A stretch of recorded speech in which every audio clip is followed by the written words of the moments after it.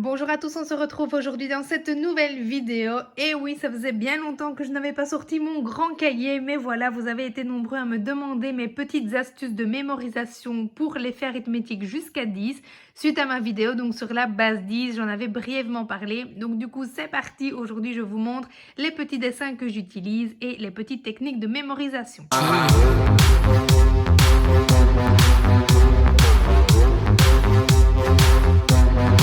Alors, je divise toujours ma page en petits camemberts. Donc, je vais vous faire ça tout de suite. Voilà, donc vous m'excuserez évidemment à l'avance pour les proportions. Je ne suis vraiment pas douée pour ça et encore moins sur des grandes feuilles pareilles. Généralement, j'utilise une règle, mais je n'ai pas la mienne ici. Donc, bon, voilà. J'ai fait donc 5 cases au total. Vous pouvez évidemment en faire une sixième si vous souhaitez intégrer l'association 0 et 10 pour votre patient. Généralement, moi, c'est pas nécessaire, donc je ne pars que sur le 1 et 9, 2 et 8, 3 et 7, 4 et 6, 5 et 5. Je vais donc vous montrer les petits dessins que j'utilise ainsi que les petites histoires pour pouvoir permettre à mes patients de mémoriser les associations qui permettront de faire 10, de les intégrer surtout et de pouvoir du coup les utiliser dans la compréhension de la base 10. Je vous remets donc la vidéo juste ici si jamais elle vous intéresse. Et évidemment, les faits arithmétiques jusque 10 sont pour moi un prérequis nécessaire pour pouvoir bien comprendre la base 10 et surtout l'utiliser de manière plus efficace et en évitant les erreurs.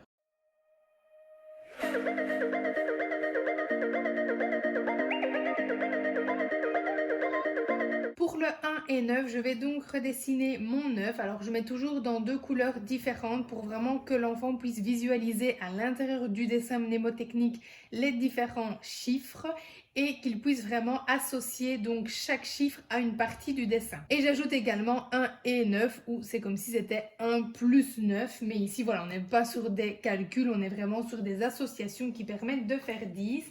Donc, je mets le 9 qui est la première partie de mon dessin. Et puis j'ajoute ici mon 1. Donc, je ne sais pas si vous l'aurez reconnu. Bon, je n'ai pas de noir, je vais utiliser du marron. Mais il s'agit donc d'un petit canard. Le 9 représente le corps, ou un petit oiseau, comme vous voulez. Le 9 représente le corps et le 1 représente le bec. Donc tout simplement, le patient va mémoriser cette petite histoire, cette petite association, pour lui permettre de mémoriser que le 9 et le 1 vont ensemble pour faire 10. Ensuite, je continue.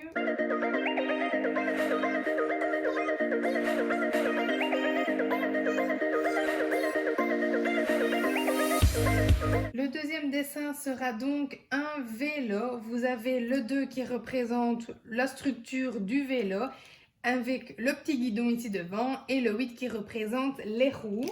Donc pareil, de nouveau, je mets dans des couleurs pour que le patient puisse bien visualiser les deux nombres différents et l'association. Donc on sait que 2 et 8, ça fait 10 puisque ça représentait le vélo avec le guidon et les roues tout simplement. Généralement, les patients vont vraiment bien retenir les petites histoires et en fait après je vais vraiment leur demander de me réexpliquer qu'est-ce que ça représentait, quel était le chiffre qui représentait telle chose, etc. Mais ça je vais vous expliquer juste après. Je vais d'abord finir mes dessins et puis après je vous donnerai les petites questions que je leur pose pour leur faire retenir petit à petit ces associations, pardon, jusqu'à ce que vraiment ils les retiennent par cœur.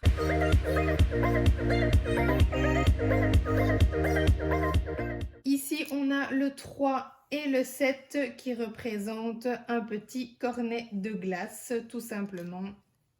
Le 3, les deux boules, et le 7, le cornet. Je continue avec le 4. Alors, je m'excuse si je vais un peu de travers, mais avec le pied en plein milieu, c'est vraiment pas facile à faire. Déjà que je ne suis pas douée à la base. Voilà, donc le 4 et le 6 vont représenter un voilier. Voilà, le 6 qui fait la coque du bateau et le 4 qui représente la voile.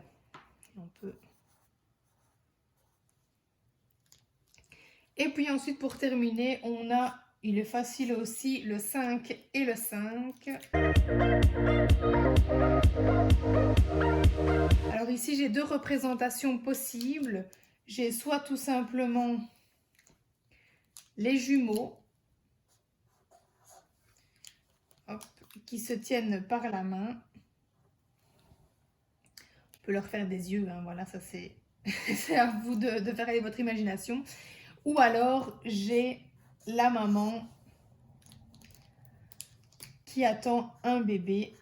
Voilà, et donc le petit sein qui est le bébé dans le ventre. Pareil, vous pouvez faire des bras, des jambes, des yeux, une tête. Enfin voilà, ça c'est vraiment à vous de voir. Donc voilà, une fois que tous mes dessins sont présentés à l'enfant, que chaque histoire a été racontée, que chaque élément a été dénommé, je vais ensuite lui proposer de me réexpliquer évidemment l'ensemble des dessins, de me réexpliquer quel nombre forme quel élément sur chaque dessin.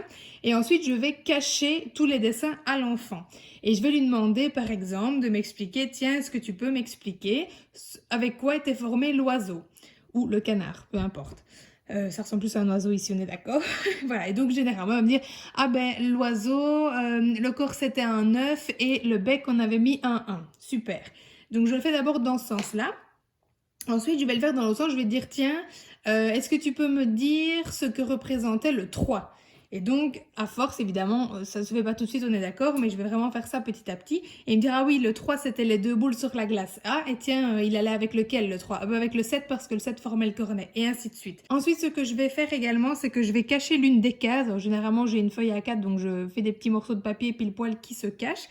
Et je vais lui demander, tiens, quel était le petit dessin là où je cache. Alors, effectivement, il y en a qui vont du coup par déduction regarder, mais ici, c'est pas trop l'important. Moi, je veux vraiment qu'il me dénomme l'association et puis qu'il me réexplique. Et puis, encore une fois, qu'il me réexplique que représente chaque chiffre dans le dessin. Évidemment, on peut après cacher plusieurs cases. Et puis, carrément, après, je cache toute la feuille et je lui dis, tiens, qu'est-ce qu'il y avait dans la case en haut à droite ? Qu'est-ce qu'il y avait dans la case en bas à gauche ? Etc., etc. Et vraiment, en fait, on va mémoriser petit à petit grâce aussi à l'emplacement sur la feuille. Évidemment, ça ne va pas convenir à tous vos patients, mais en tout cas, moi, c'est une technique qui a vraiment bien fonctionné, d'utiliser des cases et d'avoir une information par case pour mes patients. Et donc voilà, j'utilise les dessins, les couleurs, les histoires et aussi l'emplacement pour vraiment leur permettre de mémoriser au mieux. Voilà donc pour cette petite vidéo et donc ces petites astuces qui j'espère vous plairont. J'espère que vous aurez trouvé des idées, que ce soit dans la présentation ou bien dans la manière de les aborder avec les enfants et surtout de leur permettre de les retenir. N'hésitez pas à aller voir la vidéo sur la base 10 pour évidemment avoir la suite et pour avoir l'intérêt de la mémorisation des faits arithmétiques jusqu'à 10 justement dans la compréhension de celle-ci. Et puis je vous dis à très vite pour une nouvelle vidéo.